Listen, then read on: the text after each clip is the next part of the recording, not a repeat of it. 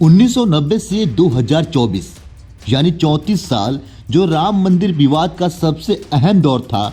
इन्हीं 34 सालों में राम मंदिर के नाम पर गोलियां चली, दंगे भड़के और रामलला अदालत में पहुंच गए।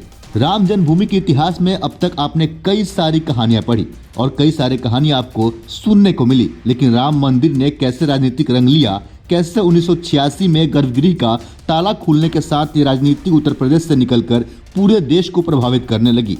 1986 में गर्भगृह का ताला खुलने के बाद राम मंदिर विवाद ने खासी हलचल मचा दी। विश्व हिंदू परिषद इस मुद्दे पर हिंदुओं को एकजुट कर रहा था। 1984 में विश्व हिंदू परिषद की धर्म संसद में राम मंदिर के मुद्दे पर भी चर्चा हुई थी। वहीं 1980 में बनी भाजपा ने मुद्दे को वो राजनीतिक आजादी दी जिससे कांग्रेस हिचक रही थी। भाजपा का स्टैंड था कि मामले को कोर्ट नहीं, सरकार को कदम उठाना होगा। कानूनी मोर्चे पर भी सरगर्मी बढ़ रही थी। 1989 में राम मंदिर विवाद से जुड़ी सभी याचिकाओं को इलाहाबाद हाई कोर्ट शिफ्ट कर दिया गया। तो वहीं 1989 यानी 1 जुलाई 1989 को पूर्व जज देवकी नंदन अग्रवाल ने बतौर राम मित्र एक याचिका दायर की। इसमें रामलला विराजमान को न्यायिक व्यक्ति बताते हुए विवादित जमीन पर उनका दावा पेश किया। रामलला को न्यायिक व्यक्ति मानने से ही 2019 में उन्हें जमीन का हक देने की राह खुली। तो वहीं 9 नवंबर 1989 को राजीव गांधी की सरकार की परसिमन से अयोध्या में विवादित ढांचे के पास शिलान्यास किया गया। हालांकि मुस्लिम पक्ष के विरोध के चलते राम मंदिर निर्माण शुरू नहीं हुआ। इस विरोध ने भाजपा को मुद्दा दे दिया और असर 1990 में दिखा। 1989 में केंद्र में बीपीसी की सरकार बनी। उस समय उत्तर प्रदेश में सपा के मुलायम सिंह यादव मुख्यमंत्री थे। भाजपा के लाल कृष्ण आडवाणी ने 25 सितंबर 1990 को सोमनाथ से रथ यात्रा की शुरू की, जिसे 30 अक्टूबर को अयोध्या पहुंचना था। इसके लिए अयोध्या में कार सेवक जमा होने लगे, लेकिन रथ यात्रा को बिहार में रोक आडवाणी को गिरफ्तार कर लिया गया। घटना के बाद अयोध्या में जमा कार सेवक 30 अक्टूबर को उत्तेजित हो गए। कुछ जत्थे विवादित ढांचे में घुसने की कोशिश करने लगे। राज्य सरकार के आदेश पर पुलिस ने गोलियां चला दी। इस घटना में 16 कार सेवक मारे गए। 1991 में भाजपा के कल्याण सिंह यूपी के सीएम बने। उन्होंने अयोध्या में विवादित 2.77 एकड़ जमीन पर्यटन विकास के तहत कब्जे में ले ली। साथ ही पास की 42 एकड़ जमीन विश्व हिंदू परिषद को लीज पर दे दी। बीपीसी सरकार के आरक्षण पर मंडल कमीशन की रिपोर्ट लागू करने से देश में अगड़ा बनाम पिछड़ा की राजनीतिक तेज हो गई। इस माहौल में भाजपा की मंदिर की मांग का समर्थन भी बढ़ गया। शांति व्यवस्था की बात आई तो कल्याण सिंह ने सुप्रीम कोर्ट में हलफनामा दिया कि शांति बनी रहेगी। तो वहीं 6 दिसंबर 1992 को अयोध्या में कार सेवकों की भीड़ थी। एजी नूरानी अपनी किताब Babri Masjid a matter of national honour में लिखते हैं, 6 दिसंबर को सुबह लाखों कार सेवक अयोध्या पहुंचे, नारा लगा रहे थे, मिट्टी नहीं खिसकाएंगे, ढांचा तोड़कर जाएंगे। कोई मस्जिद के गुंबद पर चढ़ा तो किसी ने दीवार गिरानी शुरू की। अगले 6 घंटे के अंदर ही ढांचे का नामो निशान मिटा दिया गया और वहां अस्थायी मंदिर बना दिया गया। किसी ने भी इस घटनाक्रम को रोकने की कोशिश नहीं की। ढांचा टूटा, जांच और केस में उलझा आंदोलन, टेंट में आ गए रामलला। ढांचा टूटने पर देश में दंगे भड़क गए। प्रधानमंत्री पीवी नरसिम्हा राव ने सफाई दी कि सुरक्षा राज्य सरकार के हाथ में थी। यूपी में कल्याण सिंह की सरकार बर्खास्त कर दी गई। जांच के लिए लिब्राहन कमीशन बना। आडवाणी और कल्याण सिंह समेत कई भाजपा नेताओं पर केस दर्ज हुआ। तो वहीं 1993 में केंद्र ने पूरी 67 एकड़ जमीन अधिग्रहित कर यथास्थिति बनाए रखी। ढांचा टूटने के बाद रामलला को टेंट में रखा गया था। 27 सालों तक वो टेंट में ही विराजमान रहे। केस की जांच सीबीआई ने शुरू की।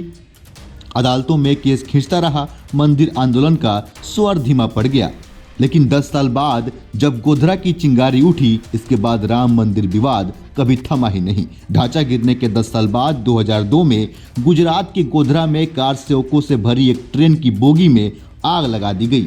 गुजरात में दंगे भड़क उठे और देश में राम मंदिर की चर्चा तेज हो गई।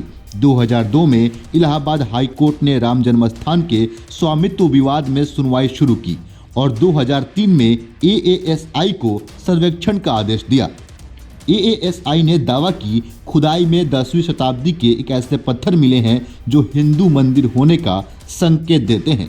इसी बीच 5 जुलाई 2005 को अयोध्या में राम जन्मभूमि परिसर पर आतंकी हमला हो गया। हमलावर लश्कर-ए-तैयबा के 5 आतंकियों मारे गए। इसके बाद 30 सितंबर 2010 को इलाहाबाद हाई कोर्ट ने विवादित जमीन के मामले में फैसला सुनाया। कोर्ट ने जमीन को 3 हिस्सों में बांट दिया।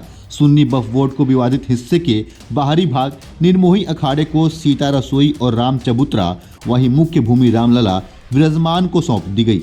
हालांकि 6 महीने बाद ही सुप्रीम कोर्ट ने इस फैसले पर रोक लगा दी और राम मंदिर से जुड़े मामलों में खुद सुनवाई करने का फैसला किया। हालांकि सुप्रीम कोर्ट में भी ये मामला खिंचता रहा। 2014 के लोकसभा चुनाव में भाजपा ने बहुमत के साथ सरकार बनाई। पार्टी के चुनावी घोषणा पत्र में राम मंदिर प्रमुख मुद्दा था।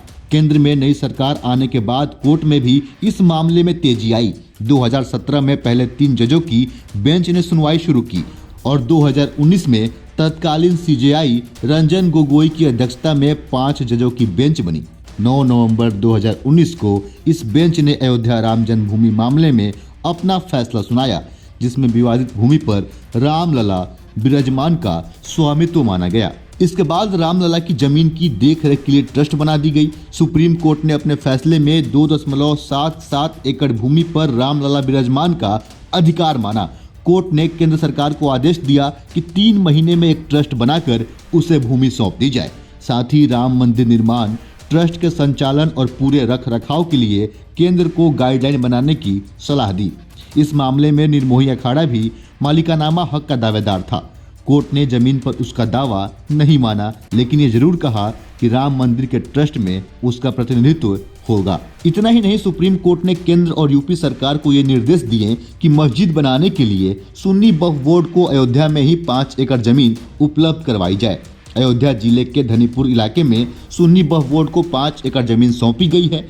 यहाँ मस्जिद निर्माण और रखरखाव के लिए सुन्नी वक्फ बोर्ड ने मई 2020 में Indo Islamic cultural foundation trust बनाया। यहाँ मस्जिद के साथ साथ 300 बेड का हॉस्पिटल, कम्युनिटी किचन और इंडो इस्लामिक रिसर्च सेंटर बनने की तैयारी है। फरवरी 2024 में मस्जिद निर्माण की प्रक्रिया आगे बढ़ेगी। आपको बता दें कि राम मंदिर तीर्थ क्षेत्र ट्रस्ट ने मंदिर निर्माण शुरू किया।